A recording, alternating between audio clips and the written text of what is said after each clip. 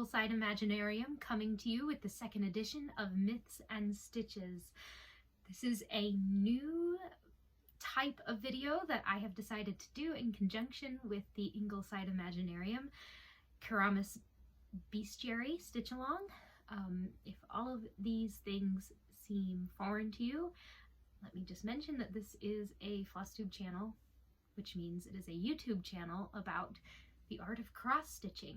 I am a designer, and I design patterns for other people to stitch and for myself to stitch under the name Ingleside Imaginarium. And this year I am releasing a pattern called the Keramos Bestiary, which is an exploration of Greek mythology, focusing on the many mythological creatures that are found within those stories. So, as I mentioned, this is a new type of video during which I reveal the newest creature. There is a new creature every month that comes out, so that at the end of 12 months you have a full pattern. Now, Pegasus was released last month, and I did a little bit of a video of me stitching the back stitch on Pegasus and exploring and talking about the myth or the myths that Pegasus is featured in. And I've done the same thing this time with the newest creature. So here she comes. Here is the current progress of the Kermaos Bestiary. That means 2 parts have been released, 2 creatures, and of course the Grecian urn border. And let me give you a close-up of our new creature. It is the Siren. I have went ahead and filmed a video. Sorry, I'm making sure that she is in focus in all of her feathery glory. I have filmed a video discussing the mythology behind the creature, the Siren, and I'm sure it will answer a big question that a lot of you have right now. If you aren't already well versed in Greek mythology, you may be asking yourself, why is the Siren a bird lady? I thought she was a fish lady. Well, keep watching because I go into that with the stitching portion of the video, so feel free to continue watching and see perhaps how the portrayal of the Siren morphed from the original bird lady in Greek mythology into the Siren that a lot of people think about when they hear the word today. But anyway, I'm so pleased with how this is coming along. Every time I get that back stitch in, it just makes such a big difference, and it's exciting to see these creatures come to life. As you can see, both of our creatures have wings in this segment. We have one more creature. I'll go ahead and spoil it. This is the section, of course, that is going to be filled in next. So we have one more airborne creature that lives above the clouds, and we'll see what that is next month. I hope that you guys are enjoying stitching the Kermaos Bestiary if you are stitching it, and I hope that you enjoyed this video. I got some great responses from last month's video of the Myths and Stitches Pegasus edition, so I hope that you enjoyed this one as well. Thank you for all of the support and all of the wonderful and kind comments. I have enjoyed seeing everybody stitching up Pegasus, and I'm excited to see your Sirens as well. I guess that's everything. I will see you guys next month with a new creature and a new myth. But until then, happy stitching. Goodbye!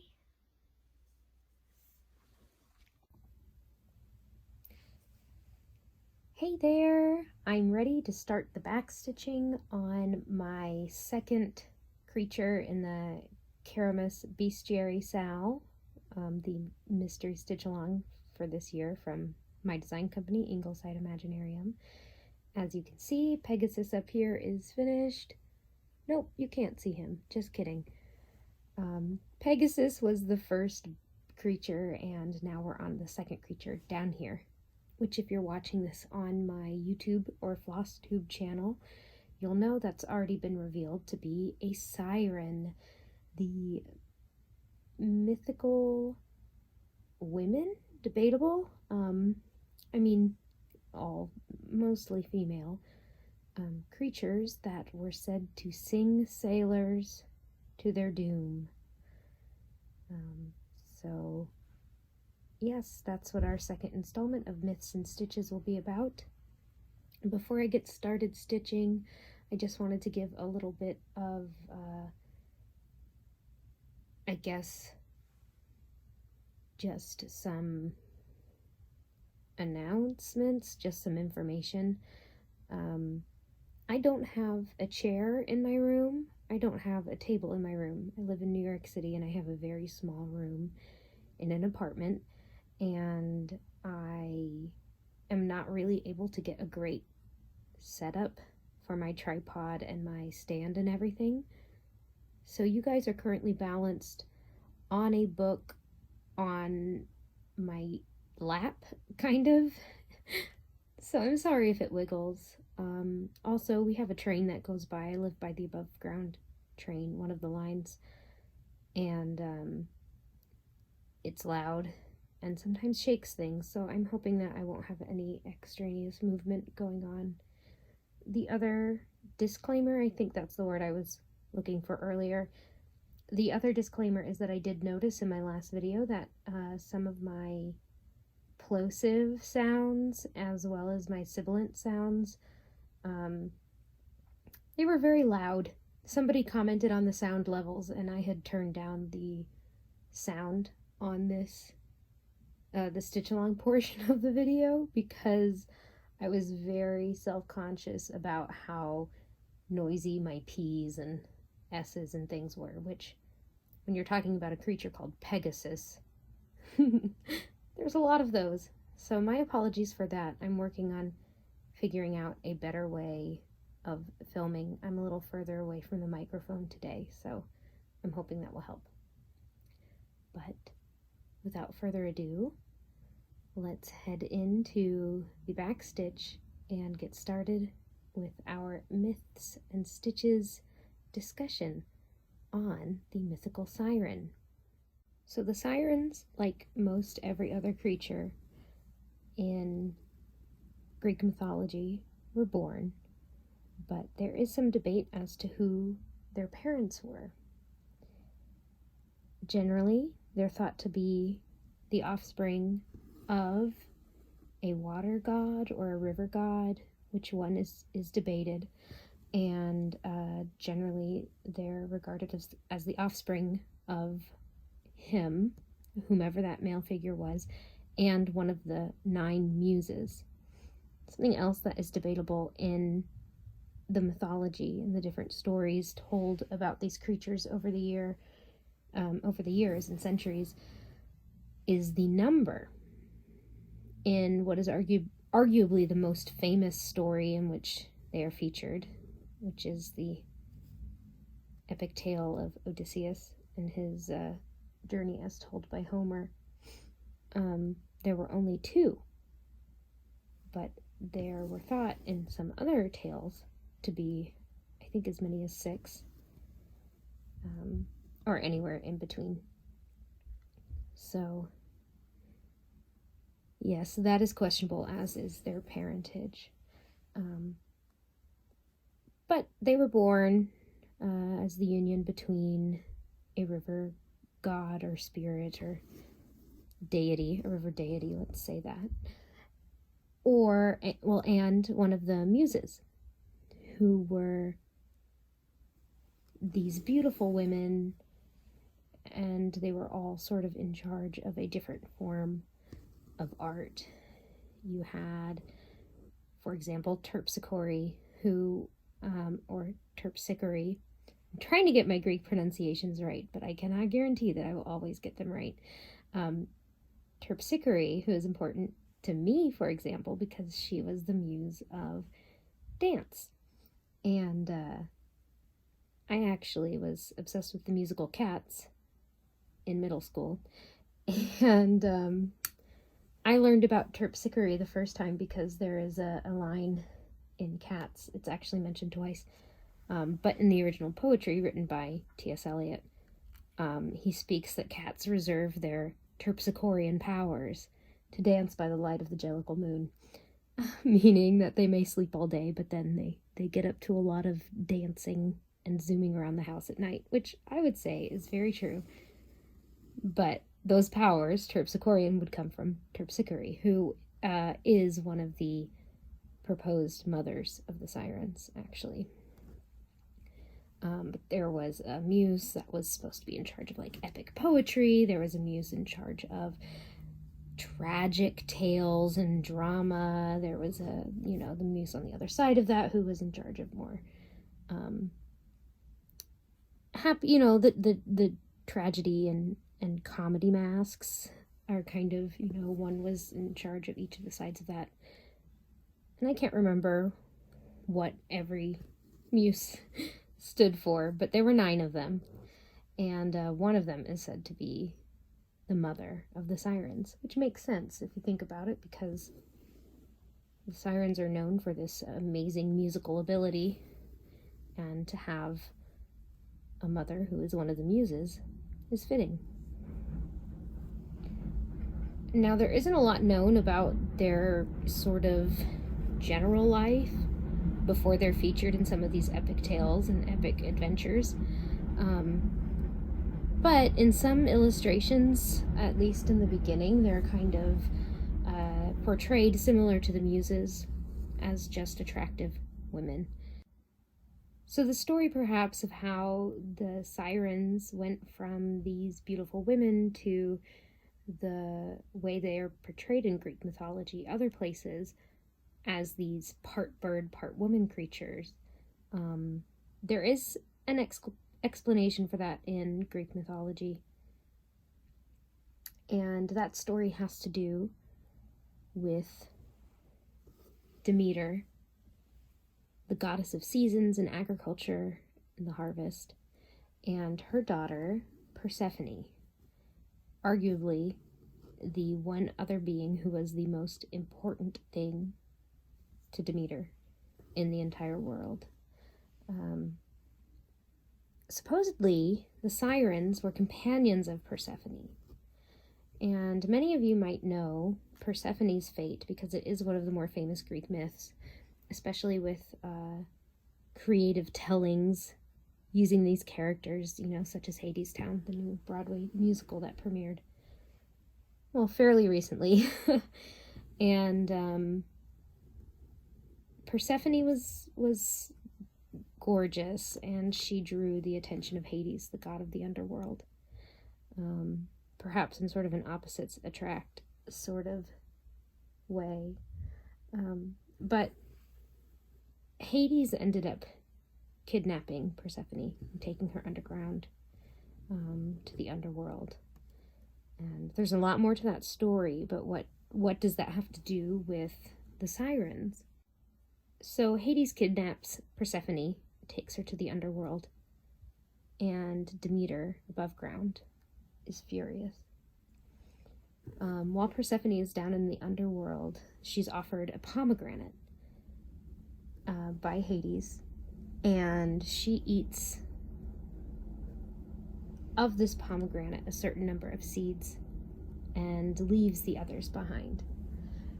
Demeter finds out what happens to her daughter. She goes down to the underworld to confront Hades, and she says, "You must return my daughter, or else you're going to be in big trouble."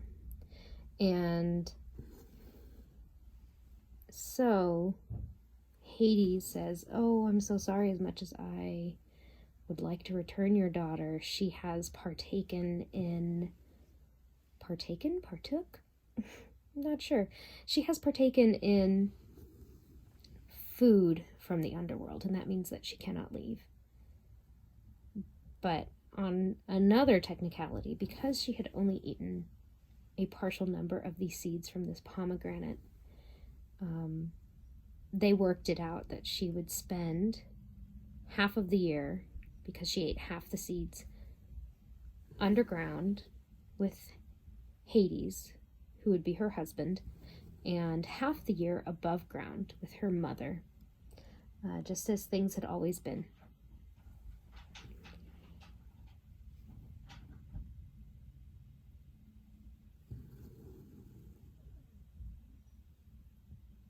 And that is an explanation of why we have seasons like we do nowadays. The spring and summer, where we have warm weather, plentiful food, plants are growing, flowers are growing, that is when Demeter and Persephone are reunited, and Demeter's joy can be seen in the world around us. But then when Persephone has to return underground to the underworld to be with her husband, of course Demeter becomes morose and we enter the fall and winter time. And that might all be interesting, but what do the sirens have to do with that? You might be asking yourself.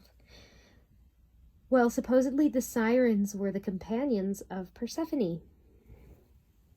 And there are two possible motives for why Demeter gave them wings.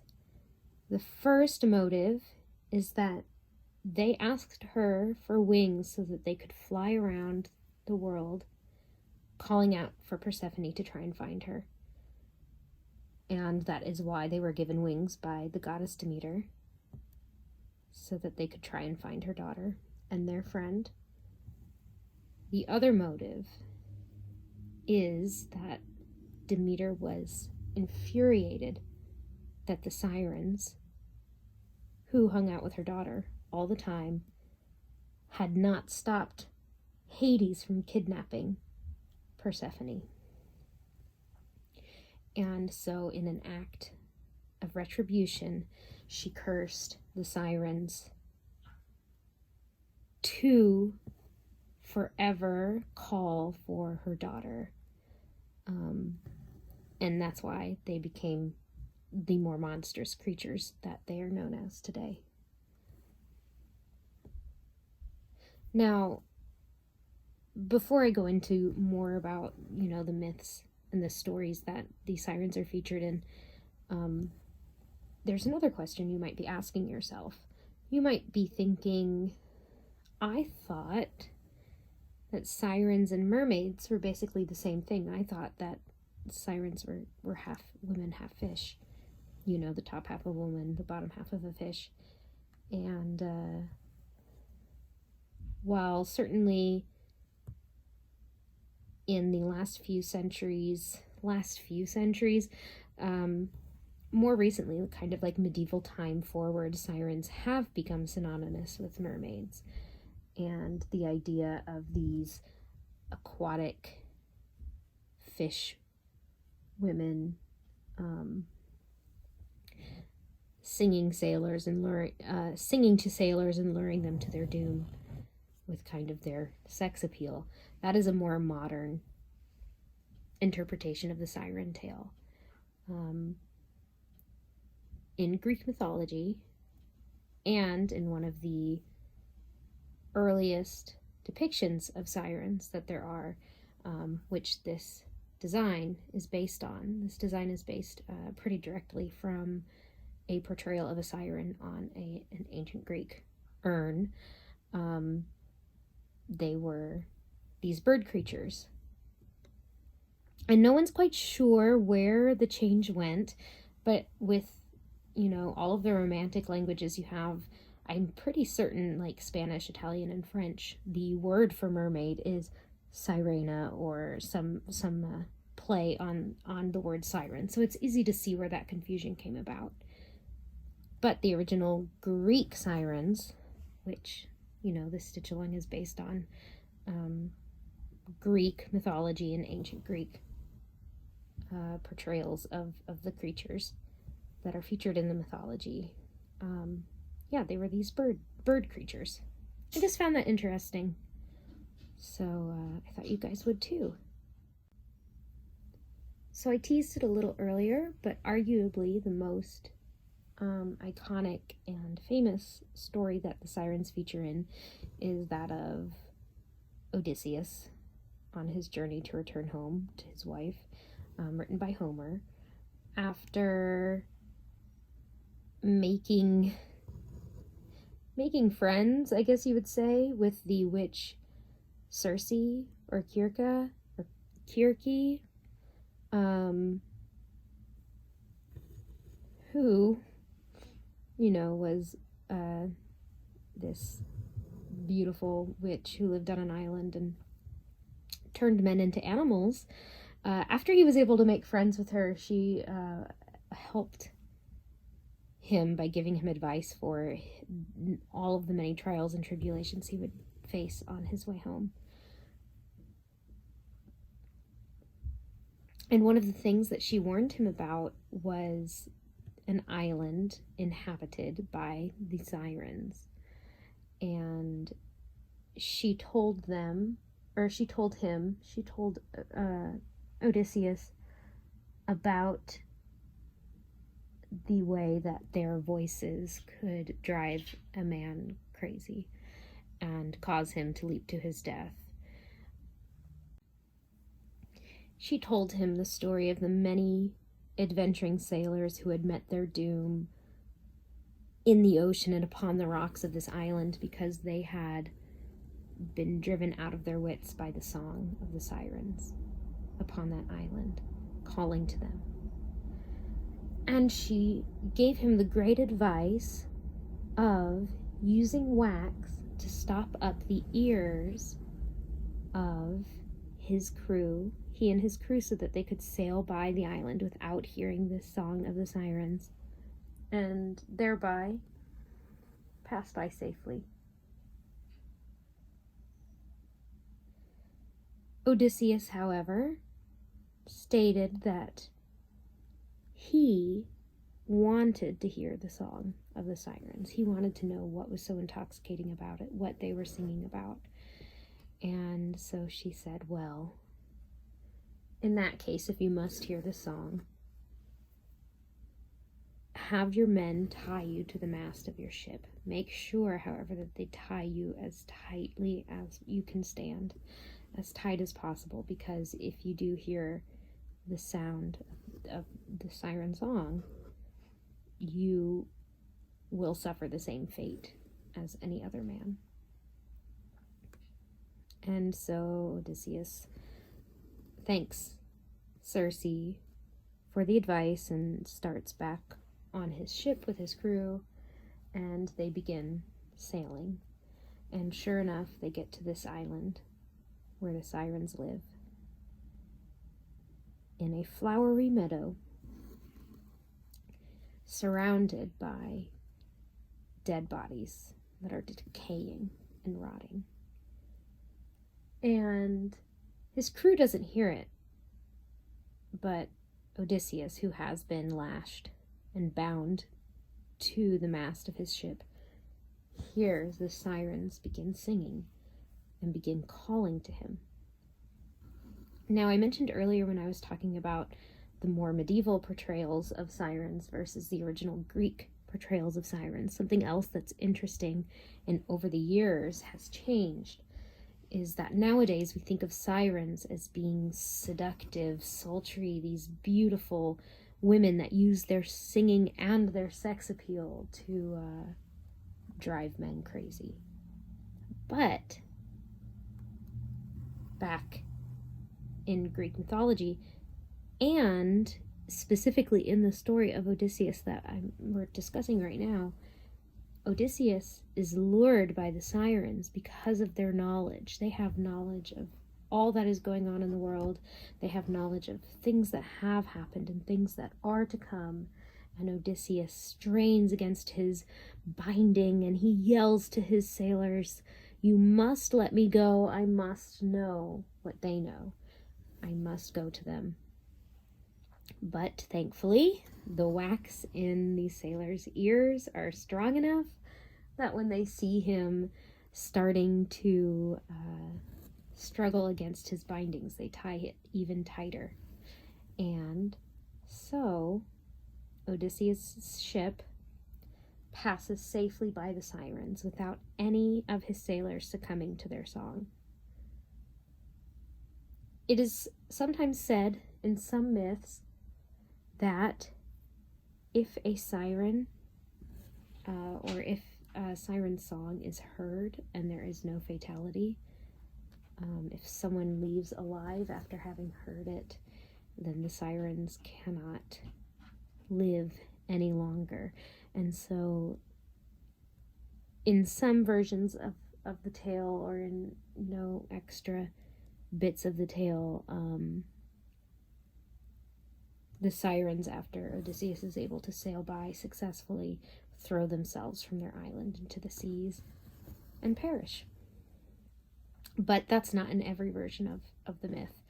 Of course, with these stories being as old as they are and translated over, centuries, thousands of years and centuries, there are going to be differing accounts. And that's just one of them. But yeah, that is the most famous story in which the Sirens feature, but they also feature and they also sing to another very famous Greek hero, and that is Jason, of Jason and the Argonauts fame. Jason was also out on a quest on a ship with his crew who manned the ship, and he was warned ahead of time about the island of the Sirens as well, except the method that he was to use to get past the island successfully was to invite the very famous musician Orpheus onto his ship in order to get by the island. Orpheus would play his lute so loudly and so beautifully that no one would be able to hear the haunting and alluring song of the Sirens as the ship went by. And it was on the whole successful, this strategy for escaping the death at the hands or wings or claws of the Sirens. However, one sailor who was particularly well known for his keen sense of hearing, he was able to hear the siren song, and sure enough, he ran into the water, and some say that he perished, whereas others say that the goddess Aphrodite was able to save him. She herself having been born from sea foam and the sea. So they were thwarted again, these Sirens. But that's mostly the tales that the Sirens are featured in. I think the whole transition from bird lady to fish lady is very interesting, and I also think that it is very interesting, the idea that Sirens were not singing and trying to seduce men with, their bodies and the idea of sex. I'm sure that's what some men did hear when they heard the siren song and the call of the Sirens, but I think it's very interesting that it was kind of more the heart's desire. Odysseus really wanted to know what was going on at home with his wife, and he was a man, who was not just a warrior but also wanted knowledge of the world, and so that's what he heard them calling to him with, was this offer of knowledge. Something else that's very interesting is it doesn't necessarily say in myth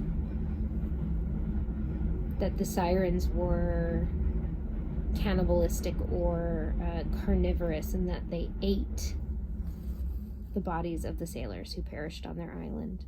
It is, it is said that they are, they live in this meadow, this flowery meadow on their island, surrounded by the rotting bodies of the men who perished. But maybe they're rotting because, they've been sitting around a long time. Would they have a chance to rot if they had been eaten? And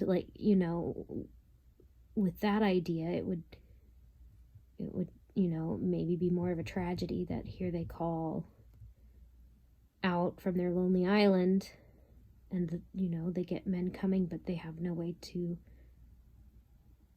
give sustenance or provide or to help these men and these sailors and these people who arrive on their island, and so they perish. I don't know, just interesting thoughts. And again, I'm sure I'll mention this a lot over this year, just interesting how the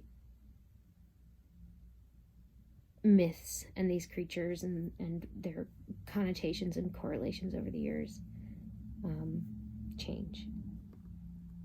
Just interesting for sure. So yeah, that's the story of the Siren. I hope you have enjoyed this second installment of Myths and Stitches. I hopefully can work out a little bit of a better situation as far as a setup goes for the tripod and the stand and everything. And hopefully find a good balance for my sound as well. But thank you guys for the support, and I'm so happy quite a few of you enjoyed the Pegasus edition, and I hope that you enjoy the Siren edition. I generally, when I prepare to do this, I try and find, multiple sources and read or listen to all of these sources to get my information, which then I paraphrase and give back to you. And I found a web series that was very helpful for this, 2 different kind of YouTube videos that talked about some of the history and the myths featuring the Siren, and I'm going to put the links to them in the description so that you can go over and listen to them too. I'm fairly certain one of them was called Monstrum, which seems like a really cool series on monsters from mythology and folklore around the world. I'm excited to listen to more of those. Something else fun that I've been listening to while stitching is Stephen Fry's Mythos. It is a kind of more modern, wry take on Greek mythology. So the birth of all of the gods, what was in the beginning, how life began, all of that kind of stuff. I've been thoroughly enjoying it so far. So if you're interested in Greek mythology, I highly suggest that as well. So yeah, here she is. Just another, I guess, a little bit of an Easter egg, The piece of pottery that I based this particular siren on has the siren literally diving straight down onto the ship where Odysseus is tied to the pole, and I just thought that the vision of this siren literally, ours is kind of at a bit of an angle. This siren is literally flying straight down with her wings behind her, and it was very, very humorous to me, so I definitely wanted to incorporate that into my depiction of the siren. So that was just a little bit of behind the scenes info. But yeah, I hope you guys enjoyed it, and I will see you for a new creature in the next installment.